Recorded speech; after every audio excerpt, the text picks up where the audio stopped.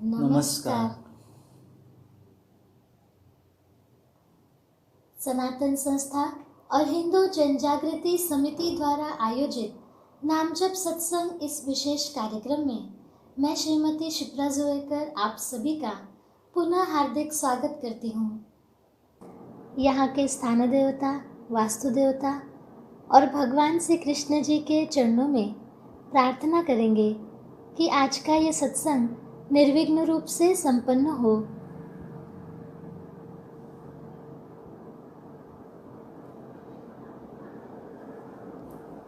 पिछले कुछ सत्संगों में हमने देखा कि देवता पूजन में पूजा के उपकरण कलश, दीप, शंख, घंटी इत्यादि और पूजा के अन्य घटक महत्वपूर्ण भूमिका निभाते हैं।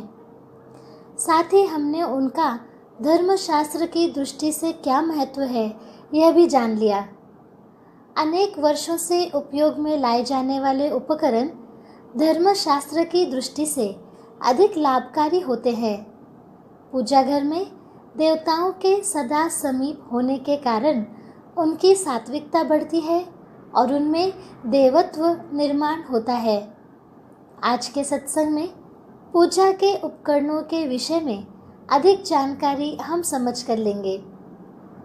ये जानकारी सनातन संस्था के धर्म प्रचारक संत सद्गुरु नंद कुमार जादव जी इस विषय पर हमारा मार्गदर्शन करेंगे। अब मैं सनातन संस्था के धर्म प्रचारक संत सद्गुरु नंद कुमार जादव जी से प्रार्थना करती हूँ कि हमारा मार्गदर्शन करें। जी। मैं भगवान श्री कृष्ण जी के चरणों में वंदन करता हूँ।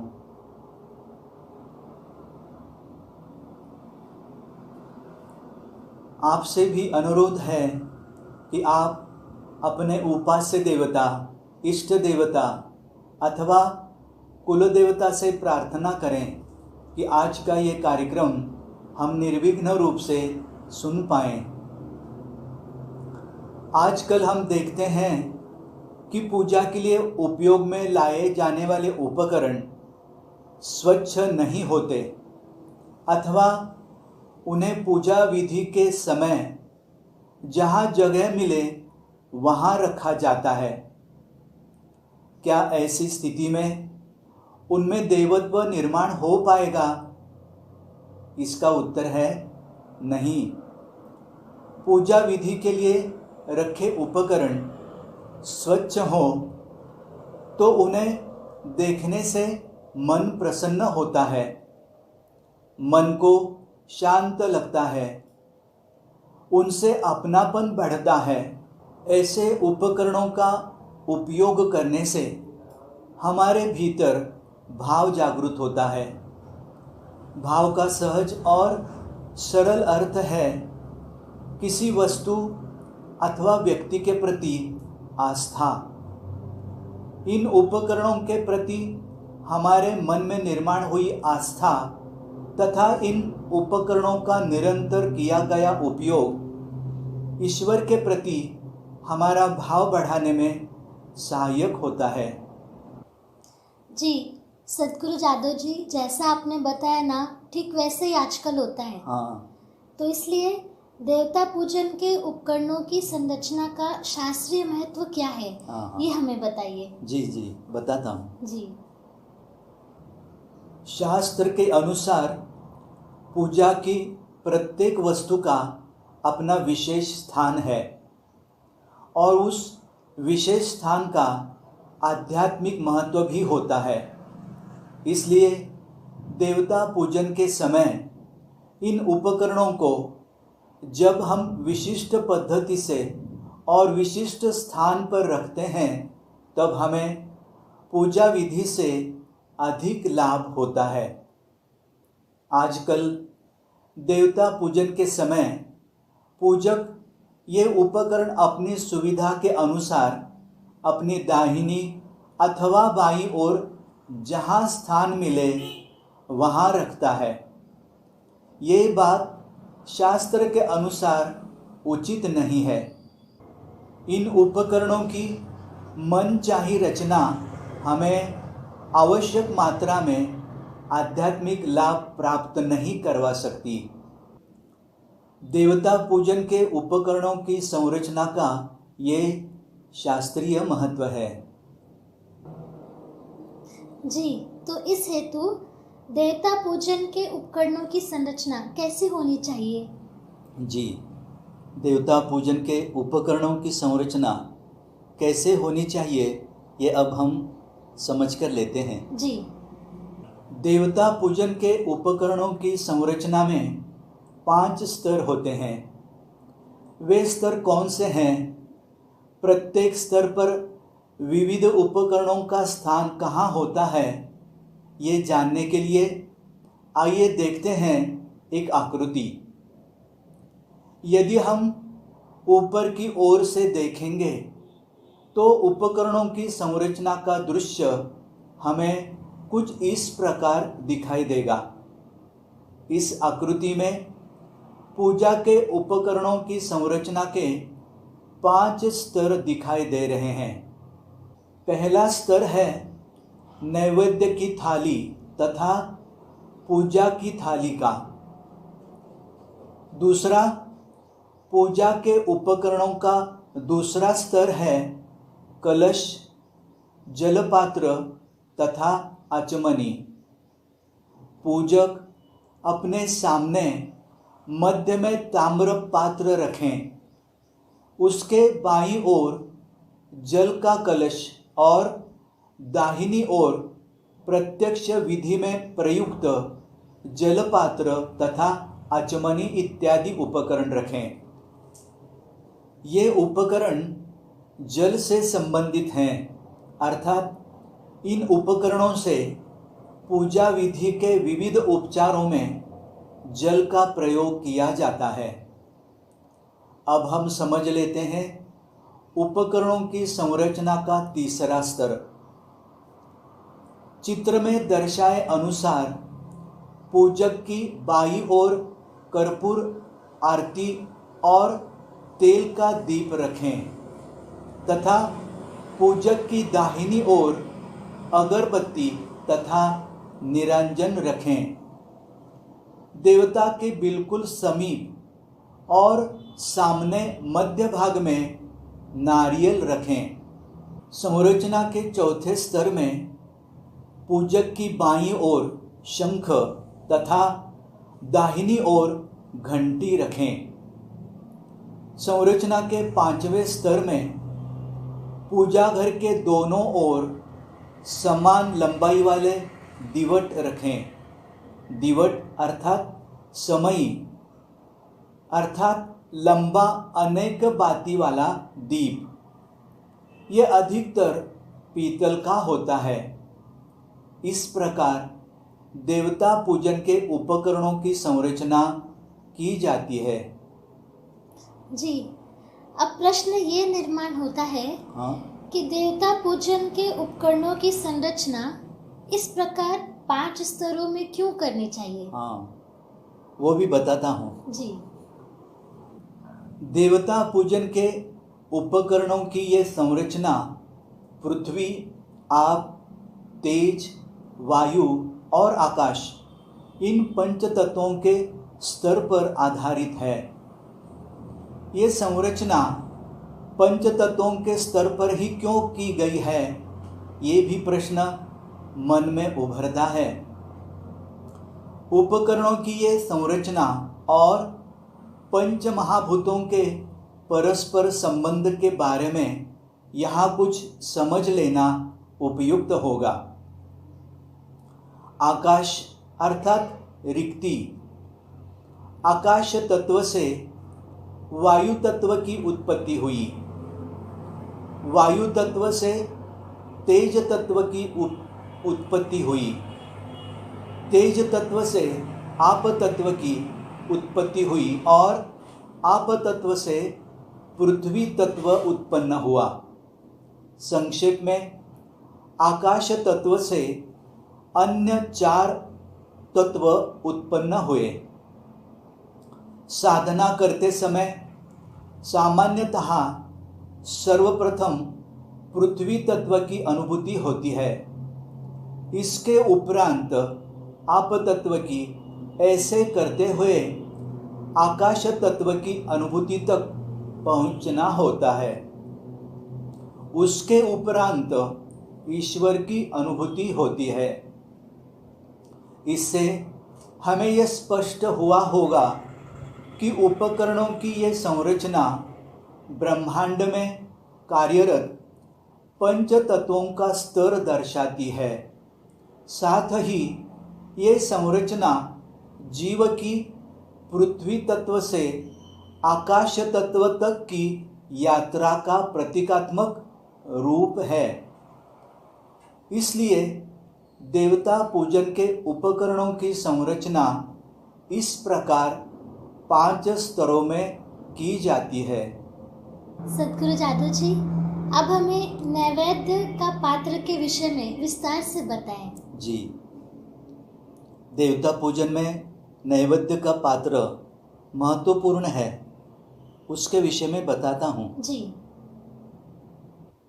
पूजा के उपकरणों की संरचना का प्रथम स्तर का पहला चरण है नैवेद्य का पात्र, जिसे सामान्यतः भोग लगाने की थाली कहते हैं। और दूसरा चरण है पूजा की थाली। उपकरणों की रचना का ये स्तर पृथ्वी तथा आप इन 2 तत्वों के संयुक्त रूप का निर्देशक है। नैवेद्य निवेदित करना ये पूजा विधि के अंत में आने वाला उपचार है। इस समय देवता के प्रति पूजक पूर्णतः शरणागत होता है। इसी कारण नैवेद्य की थाली को अधो दिशा में स्थान दिया गया है। देवता को नैवेद्य अर्पण करने से उच्च देवता, वास्तु देवता और स्थान देवताओं को शीघ्र संतुष्ट करना संभव होता है। नैवेद्य निवेदित करने के लिए अथवा किसी भी धातु की थाली की अपेक्षा केले के पत्ते का उपयोग करना अधिक सात्विक होता है। इसलिए जहाँ तक संभव हो केले के पत्ते पर भोग चढ़ाना अधिक लाभदायी है। नैवेद्य का पात्र, ये विषय सभी को समझ में आया होगा। जी, समझ में आया। तो अब नैवेद्य की थाली कैसे परोसनी चाहिए? अरे वाह, ये अच्छा प्रश्न है, बताता हूँ। जी। नैवेद्य के पत्ते के बीचों बीच नीचे से ऊपर की ओर नमकीन चावल, दाल के साथ खाने के लिए सादा चावल, मीठे चावल और सबसे ऊपर की ओर दही चावल परोसने चाहिए। पत्ते की बाईं ओर ऊपर से नीचे की ओर नींबू, चटनी, रायता, पापड़, पकोड़े और रोटी परोसने चाहिए। पत्ते की दाहिनी ओर ऊपर से नीचे की ओर मट्ठा, खीर, दाल और सब्जी परोसनी चाहिए। इस प्रकार थाली परोसें। ध्यान रहे, नैवेद्य की थाली की रचना करते समय केले के पत्ते के अग्रभाग को अपनी ओर रखें तथा नैवेद्य की थाली में नमक कभी भी ना परोसें।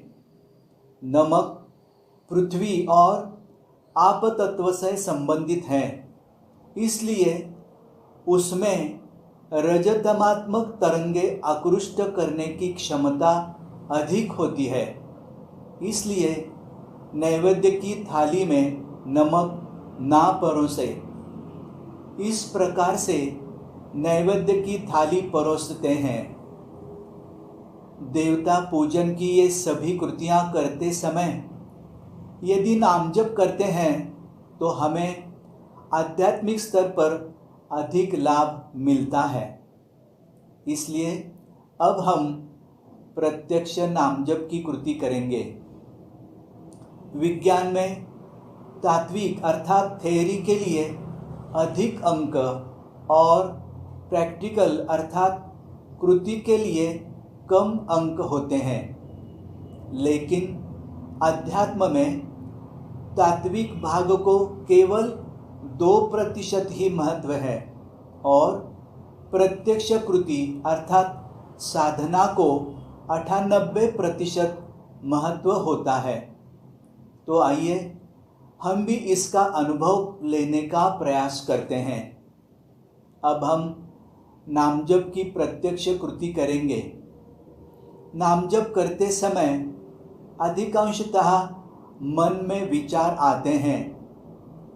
मन का आलंबन अर्थात मन किसी सूत्र पर एकाग्र करने से विचार कम होते हैं और मन की एकाग्रता शीघ्र साध्य होती है। आप भी नाम जप करते समय भगवान श्री कृष्ण के छायाचित्र की ओर देखकर नाम जप करते हैं तो नाम जप अच्छा होगा। नाम जप करते समय मन को कैसे लगा इसका निरीक्षण करने का प्रयास करें। और अब नाम जप के संबंधी अधिक सूचनाएं श्रीमती क्षिप्रा जी हमें देंगी। जी, सद्गुरु जादव जी आज हमें देवता पूजन में उपकरणों की संरचना इसके बारे में बहुत अनमोल जानकारी मिली। उसके लिए हम सभी कृतज्ञ हैं।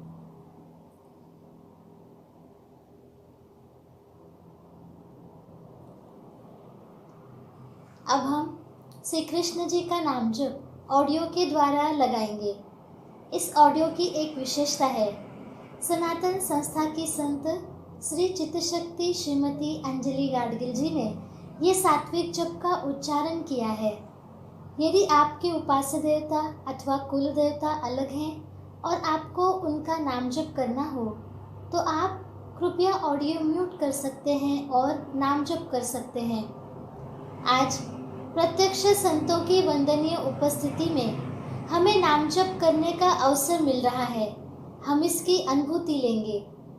नाम जप का समय पूर्ण होने पर हम आपको सूचित करेंगे।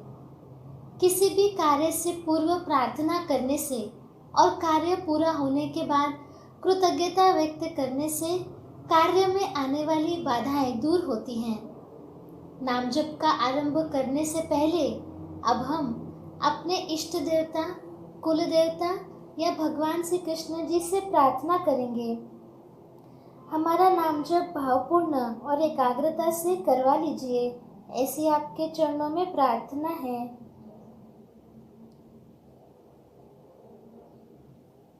अब हम प्रत्यक्ष नाम जप को आरंभ करेंगे।